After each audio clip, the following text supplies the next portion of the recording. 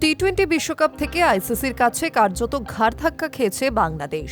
এরপর ভ্রাতৃস্নেহে বুঁদ হয়ে গোটা বিশ্বকাপ বয়কটের হুমকি দেয় পাকিস্তান। পরে অবশ্য শোনা যায় কেবল ভারতের বিরুদ্ধে নামবেন না সলমান আঘারা। যদিও এখনো পর্যন্ত চূড়ান্ত কোনো সিদ্ধান্ত নেওয়া হয়নি, আর এতেই চটেছেন সেদেশের প্রাক্তন ক্রিকেটার রশিদ লতিফ। তার মতে সিদ্ধান্ত নিতে ইতিমধ্যে অনেকটাই দেরি করে ফেলেছেন মহসিন নকভিরা। এভাবেই নিজের দেশেই এবার তিরস্কারের সামনে পড়ছেন পাক বোর্ড প্রধান। গত সোমবারই পাক প্রধানমন্ত্রী শাহবাজ শরীফের সঙ্গে বৈঠকে বসেছিলেন পাক বোর্ড প্রধান নকভি। বৈঠক শেষে তিনি এক্স হ্যান্ডেলে জানান, অত্যন্ত ইতিবাচক কথাবার্তা হয়েছে। সবকিছু বিবেচনা করেই সমস্যা সমাধানের পথ খোঁজার নির্দেশ দেওয়া হয়েছে। শাহিন আফ্রিদিরা আদৌ আসন্ন বিশ্বকাপে খেলবেন কিনা তা এখনো জানা যায়নি। ধীরে চলো গতিতে এগোচ্ছে পাকিস্তান। এই পরিস্থিতিতে পাকিস্তানের প্রাক্তন ক্রিকেটার রশিদ লতিফ সুর চড়িয়েছেন নকভির বিরুদ্ধে। তিনি তার ইউটিউব চ্যানেল কট বিহাইন্ডে বলেন, প্রতিবাদের সময় তো পেরিয়ে গেল। সমস্ত সিদ্ধান্তের একটা নির্দিষ্ট সময় আছে। লোহা গরম থাকতে থাকতে সিদ্ধান্ত নিতে হয়। গত সপ্তাহে আইসিসির বৈঠকের পরে নিজেদের সিদ্ধান্ত জানানো উচিত ছিল।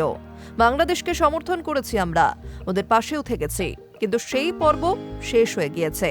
তাই এখন আমরা বয়কট করলে তেমন প্রভাব পড়বে না। লতিফ মনে করেন, এই মুহূর্তে বিশ্বকাপ থেকে পাকিস্তানের পক্ষে নাম প্রত্যাহার করা সম্ভব নয়। তার কথায়, যদি পাকিস্তান সরকার বলে আমরা ভারতের বিরুদ্ধে খেলব না, আইসিসি সেটা মেনে নিতে বাধ্য। কিন্তু ওরা যদি সেটা না মানে, তখনই আসল সমস্যার সূত্রপাত। পাকিস্তানের প্রাক্তন উইকেট কিপারকে প্রশ্ন করা হয়, ফাইনালে যদি দুই চিরপ্রতিদ্বন্দ্বী দল মুখোমুখি হয়, তাহলে কি পাকিস্তানের খেলা উচিত? রশিদের জবাব, আমাদের খেলা উচিত নয়। প্রতিবাদ স্বরূপ এমন সিদ্ধান্তই নিতে হবে। আইসিসি ইতিমধ্যে হুঁশিয়ারি দিয়ে রেখেছে, বিশ্বকাপ না খেললে বার্ষিক চুক্তির টাকা পিসিবি পাবে না। সেক্ষেত্রে ৩১৬ কোটি টাকা লোকসান হবে বাবর আজমদের ক্রিকেট বোর্ডের। এই টাকা না পেলে পাক ক্রিকেটের কার্যত ভিখারির দশা হবে। সেই কারণে বিশ্বকাপ বয়কটের মতো চরম সিদ্ধান্ত নিয়ে নিজেদের পায়ে কুড়ুল মারবে না তারা। তাই ধরে নেওয়া যায় ভারতের বিরুদ্ধে নামবে পাক দল।